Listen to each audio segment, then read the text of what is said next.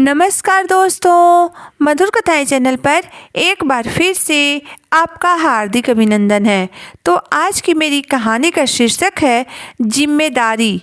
तो चलिए शुरू करते हैं आज की अपनी ये कहानी। मयंक, मेरे पैरों में बहुत दर्द हो रहा है।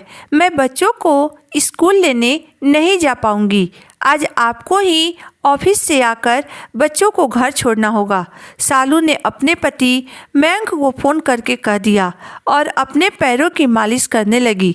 सालू की सास उषा जी कुछ दिनों के लिए अपने छोटे बहू के पास रहने के लिए आई थी। वह यह सब सुन रही थी।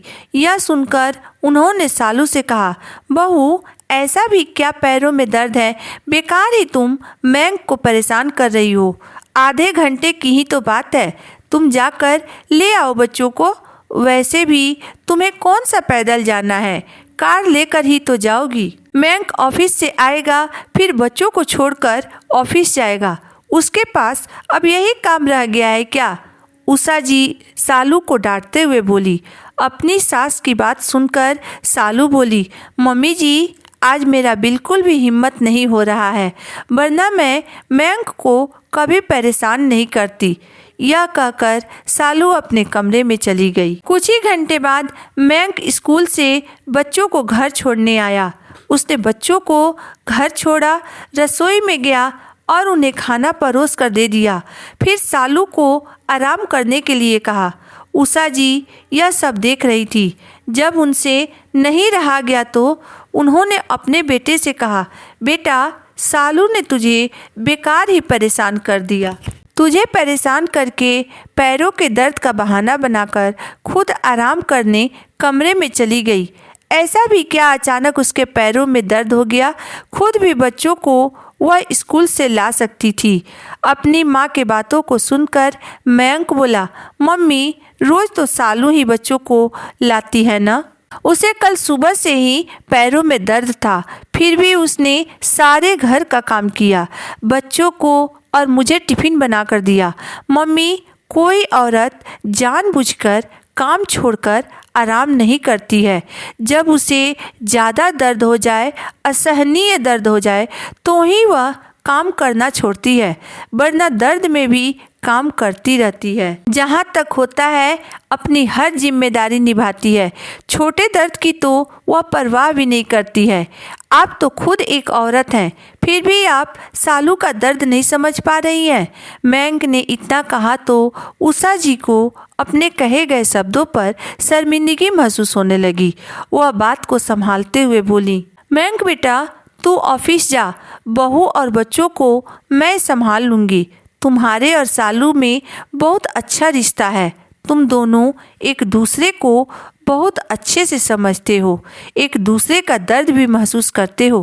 गृहस्थी की गाड़ी ऐसे ही मिलजुल कर चलती है। सालू थोड़ी देर बाद जब सोकर उठी और रसोई में जाने लगी तो उषा जी प्यार से बोली, बहू, तुम आराम करो, तुम्हारे पैरों में दर्द है।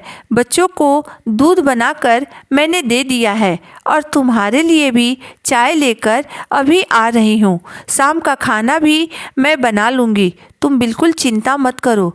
दिन भर तुम रसोई में खड़ी होकर काम करती रहती हो और घर से बाहर तक इतनी भाग दौड़ करती हो, तो तुम्हारे पैरों में दर्द तो होगा ही ना।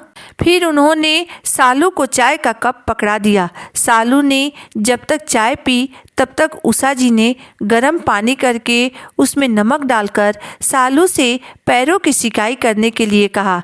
सालू को पैरों की सिकाई करने से बहुत आराम मिला। उषा जी के अच्छी तरह से देखभाल करने के कारण सालू बहुत जल्दी अच्छी हो गई। उसे उषा जी में अपनी माँ की छवि दिखाई दी। ठीक उसी तरह उसकी माँ भी उसका ध्यान रखा करती थी। अगले दिन सालू के पैरों का दर्द एकदम गायब हो गया। वह फिर से अपने रोज के काम में लग गई। अपने बेटे मयंक के कहे गए शब्द उषा जी के कानों में अभी भी गूंज रहे थे। कोई औरत जानबूझकर काम छोड़कर आराम नहीं करती है। उसके शब्दों ने उषा जी को अपने पुराने दिनों की याद दिला दी और उन्हें सही राह भी दिखा दी, क्योंकि वह भी जब पहली बार ससुराल आई थी और काम करते हुए थक जाती थी तो उनकी सास भी उनको ऐसे ही ध्यान रखा करती थी और यही कहती थी। दोस्तों, यह बिल्कुल सच है कि कोई भी औरत जानबूझकर अपने घर की जिम्मेदारी से नहीं भागती है। यह बात जब एक पुरुष समझ सकता है तो सास खुद एक औरत होकर दूसरी औरत के दर्द को क्यों नहीं समझ सकती है। दोस्तों, इस कहानी को लेकर आपकी राय क्या है, नीचे कमेंट बॉक्स में मुझे ज़रूर बताइएगा। अगर आपको मेरी कहानी अंत तक पढ़ने और सुनने के बाद पसंद आई हो तो मेरे वीडियो को लाइक कर दीजिएगा, चैनल को सब्सक्राइब कर दीजिएगा। तो फिर मिलते हैं एक नई वीडियो, एक नई कहानी के साथ। तब तक के लिए धन्यवाद।